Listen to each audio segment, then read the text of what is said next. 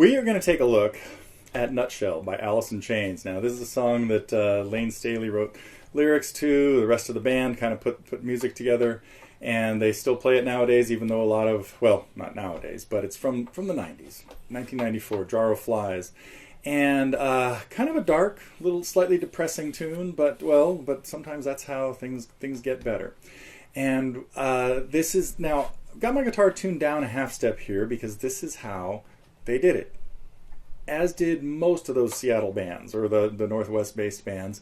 Did a lot of stuff with the guitars tuned down a half step, gives it kind of a richer sound. The lesson is going to be done in standard tuning, not having it tuned down like this. So you can play along with me. If you want to play along with them, you're going to have to tune down a half step.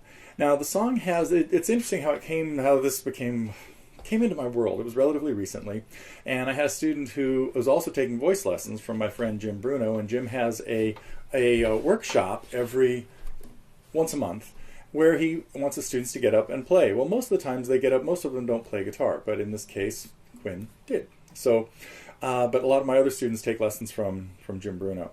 And he really encouraged them to practice singing and not playing guitar. Well, a song like this is actually pretty difficult to play and sing at the same time for one big reason. Well, sometimes it's difficult anyway, lots of times. But one of the reasons that makes this one so difficult is the timing of the chord change. When the E minor 7 happens, it's earlier than you think, and then everything else is still really square. So when you hear this big accent on the E minor 7 chord coming up, as I'm tapping through this, it's not going to happen here, which would have been where you'd expect it. It's going to happen here. Here are the beats. And there's a beat right after it. The strong beat comes after the E minor chord.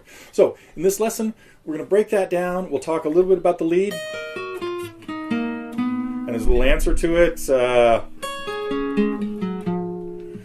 Pretty simple little thing that happens there. But most of this lesson is going to be spent trying to get you to be able to play the rhythm exactly the way it goes. And then you can work on singing it yourself. Anyway, coming up, a lesson on Nutshell.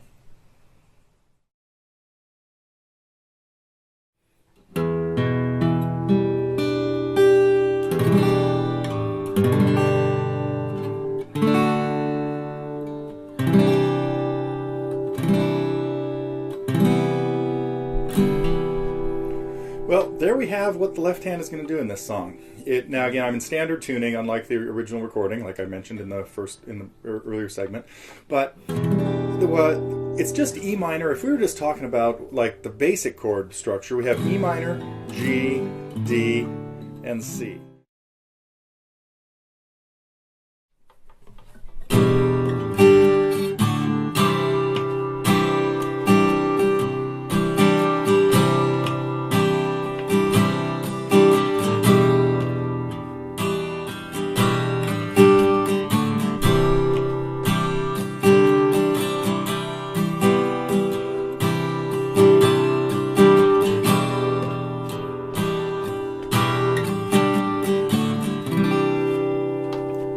Well, that is all we have happening in this song, but it's a little, maybe a lot, trickier than it seems from a rhythmic point of view. So if you take a look at the chart that I have, at the top I've got E minor 7, G, D, and then we've got what looks to be 8 units of C add 9, and then 2 more of E minor 7, and then another E minor 7, G, D. So what I've laid this out as is each unit, in this case, a letter name or a slash, is one beat at about 60 beats a minute.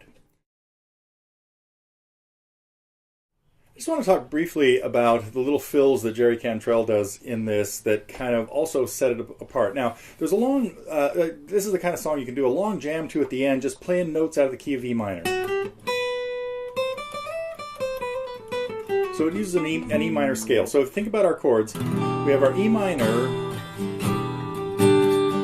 and C. Those are the main things that the things happen over. What happens is we've got this fill that comes in leading up to the C chord that goes like this. and then you hold that note for a while, and then you've got another one that answers it